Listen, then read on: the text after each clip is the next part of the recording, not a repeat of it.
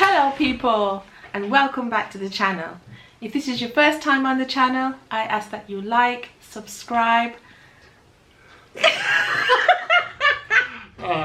Hello people, and welcome back to the channel. If this is your first time on the channel, a special welcome to you. I ask that you check out the rest of my videos. If you like what you see, give them a thumbs up, leave a comment, but more than anything, I'm asking that you subscribe to the channel. So today, as you can see, I've incorporated my wife into this video. And the reason why my wife is in this video is because she was the one that actually asked me the question of what's the difference between the political parties in Jamaica. Yes, so of course I know what they stand for. PNP is People's National Party and JLP is Jamaican Labour Party. Now, me being coming from England, I automatically thought that Jamaican Labour Party was Labour. Right, as in the UK. As in the UK. Yeah. And PNP was Conservative, as in the UK. Right. Her parents are both from Clarendon. So when we met, that was one of the things that we had in common, because one of my parents is actually from Clarendon. Right. And the fact that your parents were from Clarendon, we thought, okay, yeah. Some common ground. Some common ground. So as our relationship grew, we've lived in Jamaica together. Conversation on a daily basis varied between me and my wife, and today's conversation was about politics. Right.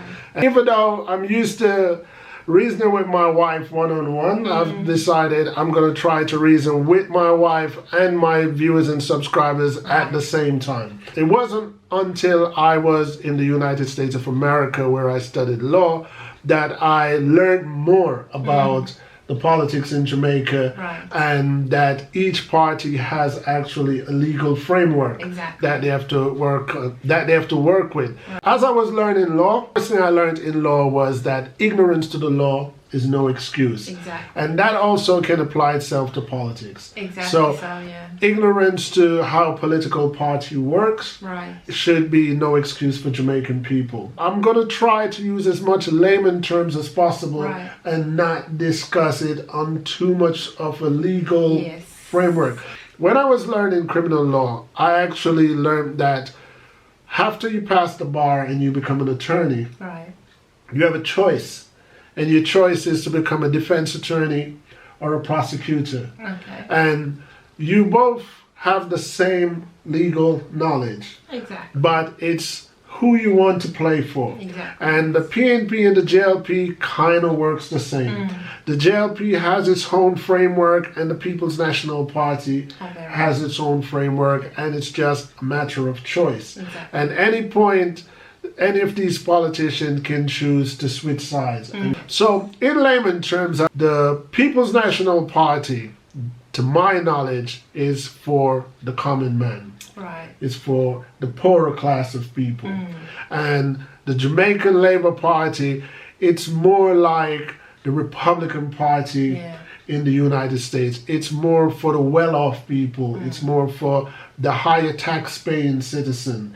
So most of their practices goes in favor of the wealthy, while the People's National Party tend to fight for the poorer, the ghetto people, and their needs. I mean, you can never have it all in parties, because for example, you might like something that the PNP stands for, and you might like something that the JLP stands for, and you wish that sometimes that they would just get together and put that in one. It's not so. That's why it's politics. And for that reason, I don't think I would recommend or suggest to Jamaicans to be loyal to any one party, because it depends on what a party is offering at a time. I mean, maybe let's say in the 1980s, maybe JLP was a bad party, and currently maybe it's a better party, depending on the needs of the people and what they're giving the people.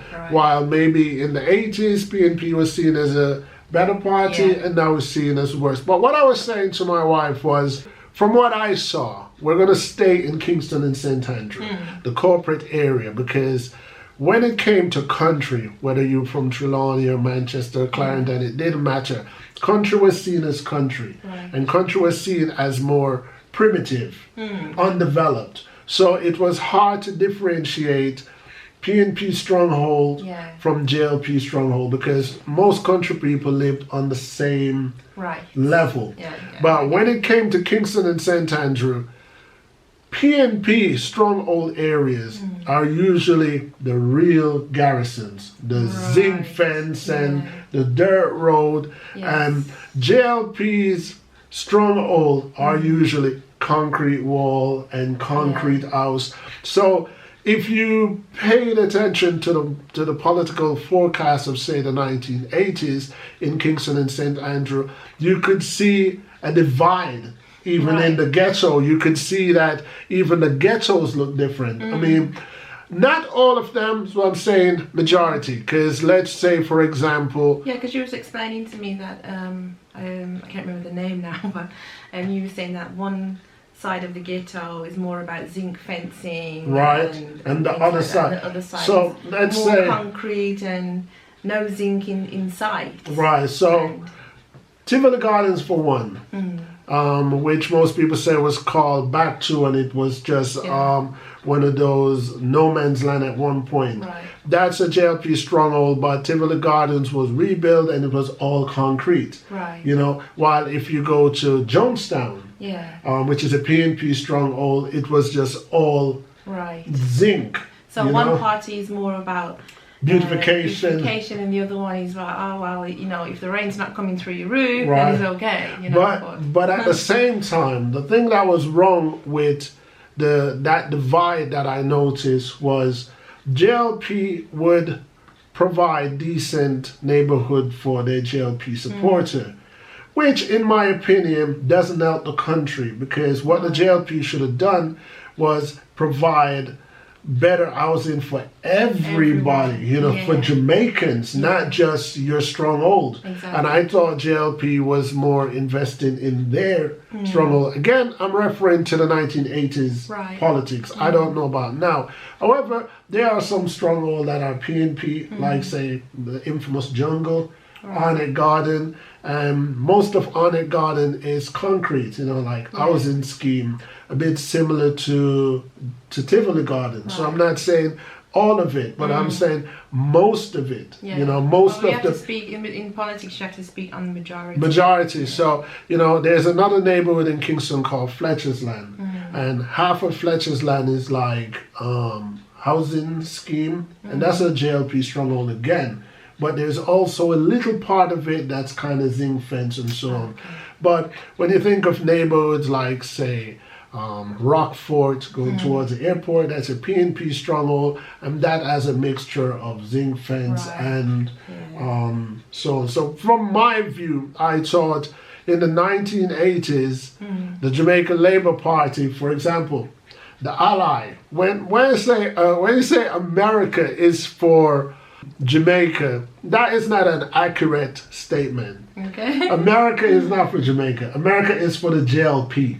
Right. You understand? Okay. To my understanding and my knowledge, let's say Edward Seaga in the 1980s, his ally was Ronald Reagan. Okay. And Michael Manley at the same time, his ally was Fidel Castro. Right. So there was a big divide there. Yeah. You know, because you could see when, and if I was intelligent enough at that time, I would know that the JLP is for the USA. But at the time, I didn't know US politics. I didn't know about Democrats, or I didn't know about Republican. When I learned that Ronald Reagan was Republican, I was actually surprised that he was Republican. But as I got older, did law, understood politics different, I realized that, so that's the reason why Reagan and Seaga was so tight. And at the same time, I was like, so that's why Fidel and Michael Manley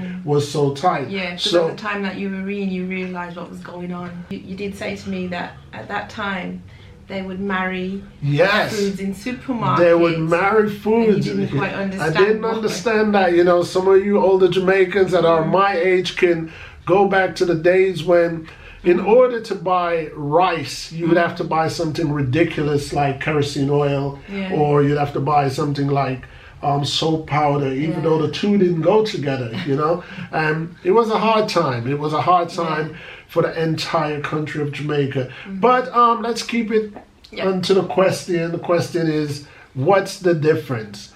The difference in layman terms, in my opinion, is that the JLP's legal framework is dedicated to the upper class, to the higher taxpayer. And the PNP legal framework is to dedicate themselves to the common man. Does this help the country?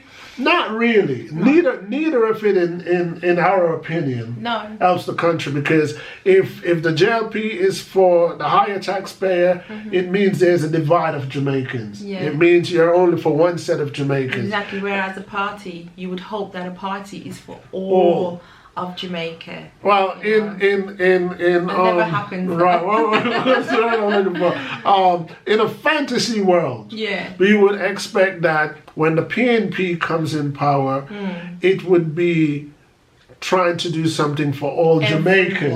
And while the JLP is in power, you would also expect that they would be doing something for everyone across the board. But because that never happens, you always have a divide. Definitely. So even though on one hand, looking out for poor people is a good thing, and on the other hand, looking out for the higher taxpayers of the country is a good thing, they don't equate. No.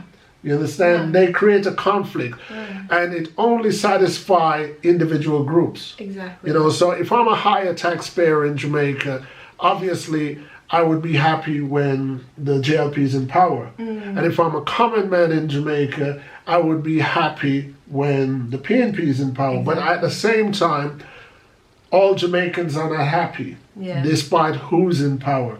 So no country has got it right. If you think of well, we're talking about Jamaica. So Jamaica, England, America, they always have their two main parties. Where in England it's Labour and Conservative, and in America it's Democratic and Republicans. Right. So let me inject right there to the non-Jamaicans, or maybe Jamaicans that are not aware, that the JLP and the PNP are not the only two parties of Jamaica. There's also the NDM, the National Democratic Movement, and there is, I believe all country has an independent party. So if you guys know of any other party that's in Jamaica, let me know, because I don't know everything, but I do know of the NDM. What do you think is the difference between the JLP and the PNP? Because that's just our opinions that we just share, and it's not written in stone. It's not factual. That's just from my point of view. And then again,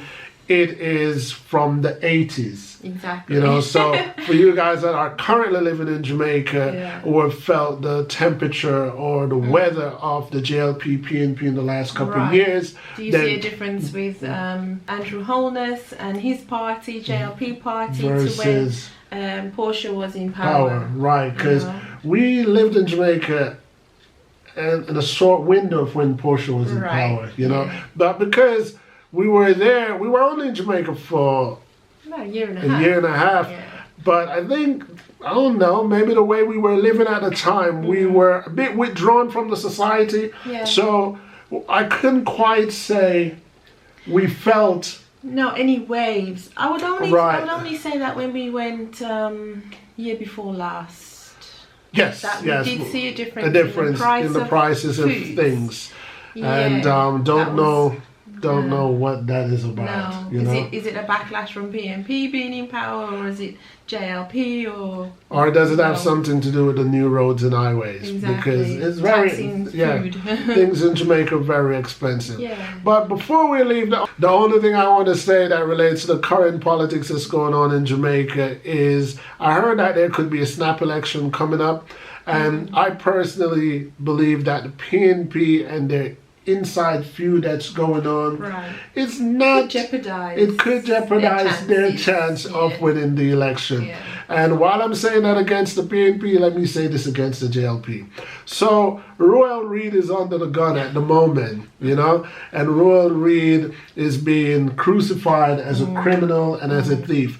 But I also believe that when it comes to political parties or any party, any team, if there is a flaw in one of the members, you have to also crucify the head. Of course. So even though Royal Reed is being subjected to be a thief, Andrew Holness has to bear some of that responsibility because he was under his administration. Definitely so. Let me know if you guys agree with that. On that political note, we're gonna say thanks for watching. Like always on my channel, I invite positive or negative comment. When I say positive or negative, I pretty much mean you can agree with what I'm saying or you can disagree with what I'm saying. I accept thumbs up, thumbs down because they still equate to participation. And like I say on this channel, each one to each one. Until next time, people. Peace. Hello people, and welcome back to the channel. This is the first time on your channel. But you should read it. Hello people, and welcome back to the channel. If this is your first time on the channel, I ask that you like. Okay.